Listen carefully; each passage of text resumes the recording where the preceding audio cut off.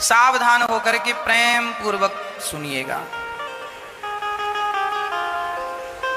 जो स्त्री अपना कल्याण चाहती हो और जो पुरुष अपना कल्याण चाहते हो वो लोग इस बात को बहुत ध्यान से सुनेंगे, और जो अपना कल्याण नहीं चाहते सो वो ना सुने। जो कल्याण चाहते हैं वो सुने। रामचरितमानस में लिखा है कि जो पुरुष अपना कल्याण चाहता हो वह पराई स्त्री को स्वप्न में भी ना देखे। आज हमारा संसार आज विषयों की ओर ही तो बढ़ रहा है, और राम जी इसलिए आए यह बताने के लिए कि चरित्रवान बनोगे, चरित्रवान रहोगे तो कुछ प्राप्त करोगे। देखो, चरित्र को समाप्त कर देने से ना कोई फायदा नहीं है। कैरेक्टरलेस व्यक्ति किस काम का है ये बताओ। इसलिए चरित्रवान हम सबको बनना चाहिए। स्त्रियां भी चरित्रवान बने और पुरुष भी चरित्रवान बने।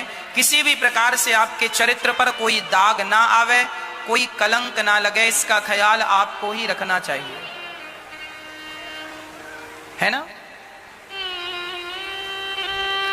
आज देखने को यह मिलता है, लोग अपना चरित्र बिगाड़ लेते हैं।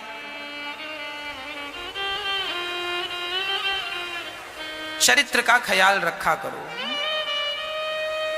वही व्यक्ति सफल है, उस व्यक्ति का लोक परलोक दोनों बन जाता है जिसने चरित्र बना लिया, और उस व्यक्ति का लोक परलोक बिगड़ जाता है जिसने चरित्र बिगाड़ना मतलब लोक परलोक सब बिगाड़ लेना, और चरित्र बना लेना मतलब लोक परलोक सब बना लेना, है ना मैया।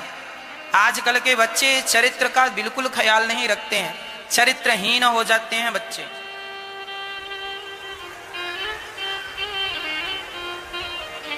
कितनी बार हमने आपको सुनाया है, समझाया है कि एक बार हम बंबई गए, मुंबई। वहां समुद्र के किनारे हमें किसी भक्त ने कहा, महाराज जी चलिए आपको समुद्र का दर्शन कराते हैं।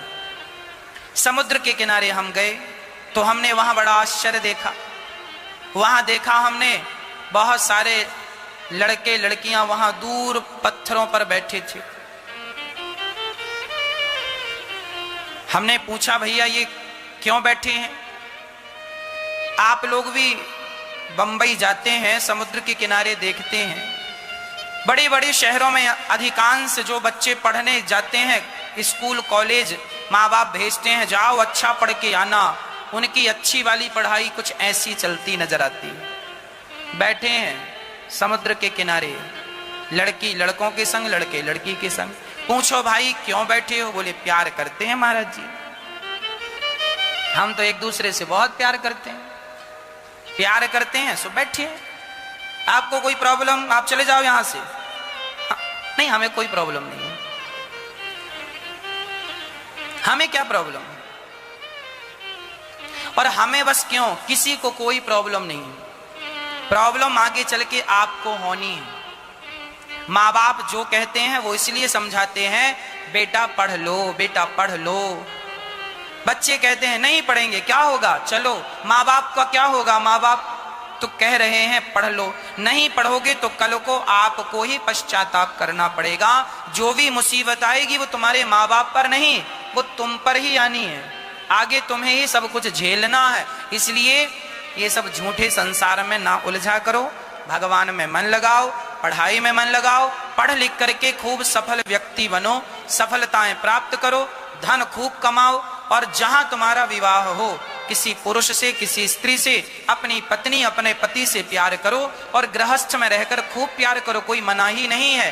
पर हमारे सनातन धर्म में शादी के पहले यदि आपने अपना चरित्र बिगाड़ लिया तो उसे पाप समझा जाता है। विवाह के पहले कोई स्त्री या कोई पुरुष अपना चरित्र बिगाड़ ले तो उसे क्या समझा जाता है? अरे विवाह के पहले क्या, विवाह के बाद भी यदि कोई पत्नी अपने पति को छोड़कर किसी पुरुष से संबंध रखे, और कोई पुरुष अपनी पत्नी को छोड़कर किसी स्त्री से संबंध रखे, तो क्या समाज में उसे अच्छा पुरुष और अच्छी स्त्री कहा जाएगा? बोलो, नहीं कहा जाएगा।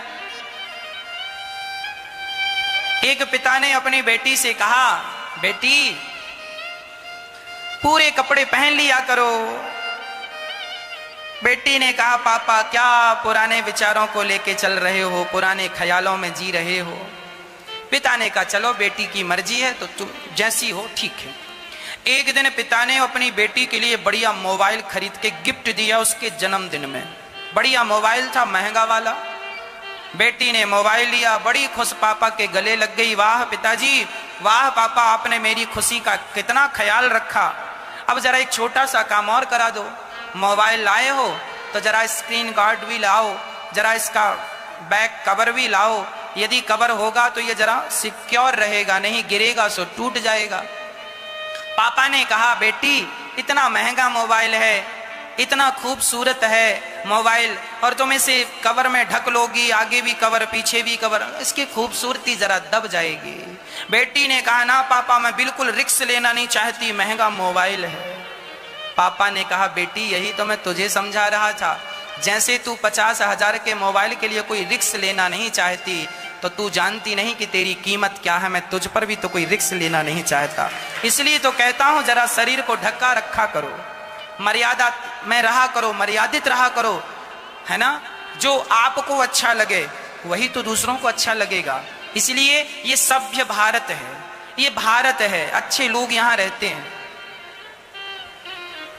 मर्यादाओं का ख्याल हम सबको रखना चाहिए। ये बताओ क्या है, बोलो, जोर से बोलो। गुलाब। अब हम आपसे कहें इसे मत देखो, आप अपना देखने का नजरिया सुधारो, इसे मत देखो। आप सुधार लेंगे। अब हम दिखा रहे हैं तो आप देख रहे हैं कि नहीं, जो हम दिखाएंगे वो आप देखेंगे कि नहीं, हाँ या ना, देखेंगे। अब हम दिखाएं और आपसे कहें अपनी सोच बदलो, क्या देख रहे हो? हम दिखा रहे हैं सो आप देख रहे हैं, ये गुलाब सब देख रहे हैं, हम ये दिखा रहे हैं सब देख रहे हैं।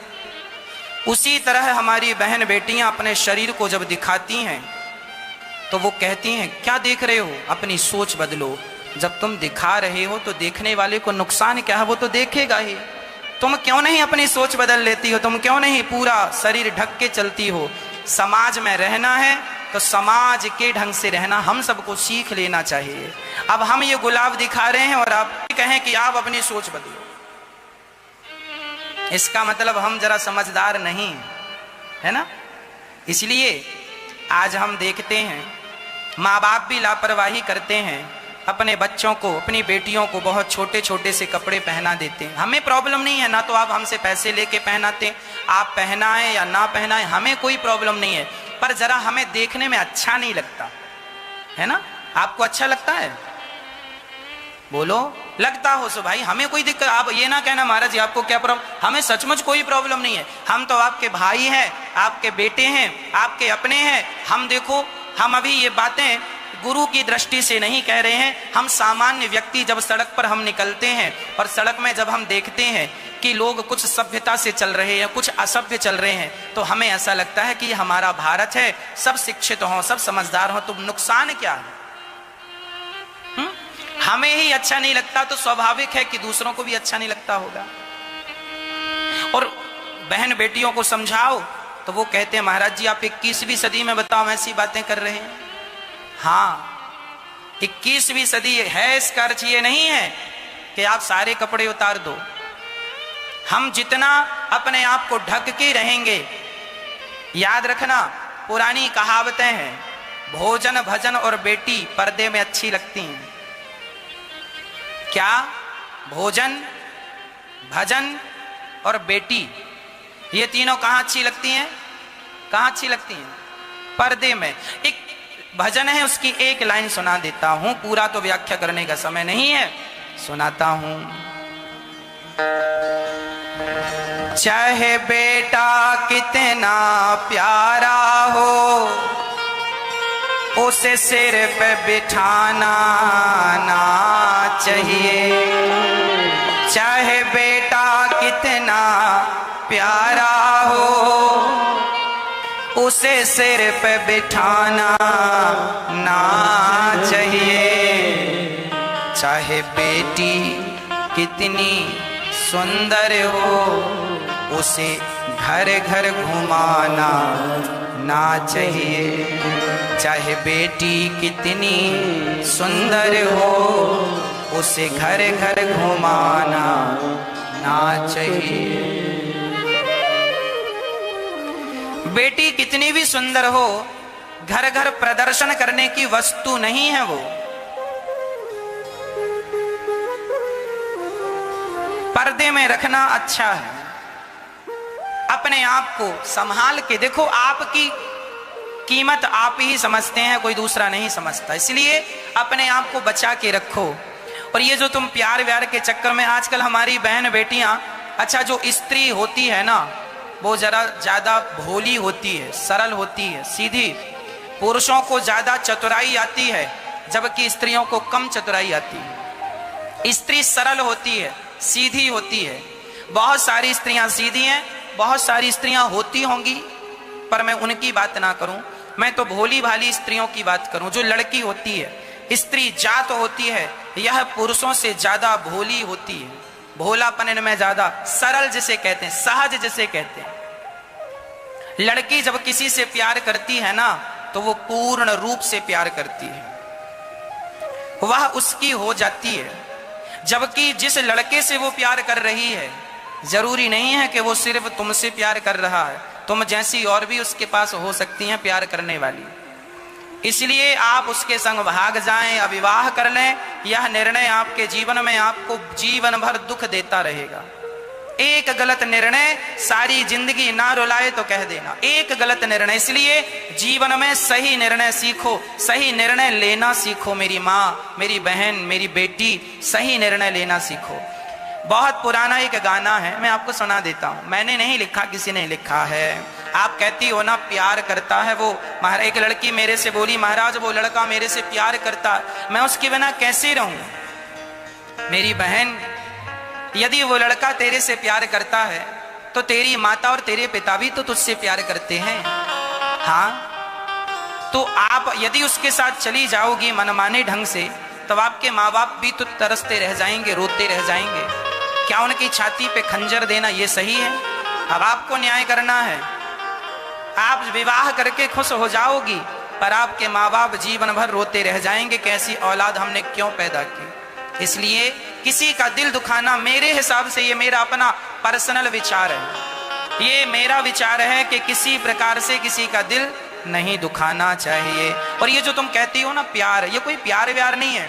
प्यार कोई तुमसे नहीं करता, तुम्हारी सुंदरता से, जवानी से करता है। ये जरा भूख मिट जाएगी ना शरीर की, तो लोग छोड़कर चले जाते हैं। कितनी बार हमने देखा समाज में कि विवाह हुआ, विवाह मतलब कौन सा, भागने वाला विवाह, लव मैरिज, कोर्ट मैरिज। विवाह करने के बाद 100 में 80%, 85% लड़कियां छोड़कर सब मायके आ जाती हैं। शादियां उनकी सक्सेस नहीं होती, परिणाम बुरा होता है। सारी जिंदगी रोने के लिए मजबूर हो जाती हैं। फिर तुम्हारा विवाह भी नहीं होता, फिर किसी बुढ़े से विवाह करना पड़ता है, जिसकी पत्नी मर गई हो, वो बुढ़ा हो गया हो और तुम जवान हो, पर तुमने एक गलती की है, अब पूरी तुम्हारी गलती की सजा है, अब बुढ़े के संग गुजारो। अब कौन मिलेगा तुम्हें, कौन करेगा तुमसे विवाह? इसलिए कहा है, कसमें वादे प्यार वफा सब बातें हैं बातों का प्यार। ये कसमें वादे प्यार वफा, ये सब बातें हैं, इनमें कोई बहुत दम नहीं है। कोई कहे तुमसे प्यार करते हैं, प्यार व्यार कुछ नहीं है, चक्कर में ना पड़ जाना। हाँ, भगवान का चिंतन करना, अपना कैरियर बनाओ, पढ़ाई करो, मन लगा के सफल बनो। एक बात और है, जो आदमी सफल होने लगता है ना, उससे प्यार करने वाले भी बहुत होते हैं। आप जरा अच्छा काम करने लग जाओ, जरा सफलता प्राप्त करने लग जाओ, आपके पीछे लोग पड़ जाएंगे। इसलिए वो प्यार आपसे नहीं है, आपकी सफलता से है। वो प्यार आपसे नहीं है, वो आपकी सुंदरता से है। प्रार्थना मेरी है, अपना चरित्र ना बिगाड़ना, किसी भी प्रकार से समझदार हो, समझदारी से रहना। कपड़े में दाग लग गया तो छूट सकता है, पर चरित्र में दाग लग गया तो कोई साबुन ऐसा नहीं है जो चरित्र को पवित्र कर सके। इसलिए आप ही अपने चरित्र को बचाएं, ऐसी मेरी आपसे प्रार्थना है। बचाएं या बिगाड़ें, आप स्वतंत्र हैं अपने चरित्र को बनाने में और बिगाड़ने में, मर्जी आपकी। आप अपने मन के राजा हैं, रानी हैं, आप जाने आपका। हमने तो रास्ता बताया, सही मार्ग में चलोगे तो समाज में जय जयकार होगी, और गलत मार्ग में चलोगे तो थू थू हो जाएगी सारे समाज में। सारी जिंदगी अपमान के साथ, इस दुनिया का सबसे अच्छा है मर जाना, पर अपमान के साथ जिंदा रहना ठीक नहीं है।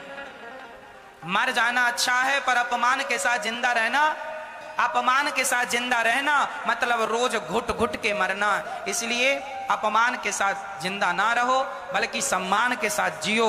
और सम्मान है आपके चरित्र में। आपका चरित्र अच्छा तो आपका सम्मान अच्छा, चरित्र बिगड़ा सम्मान गया।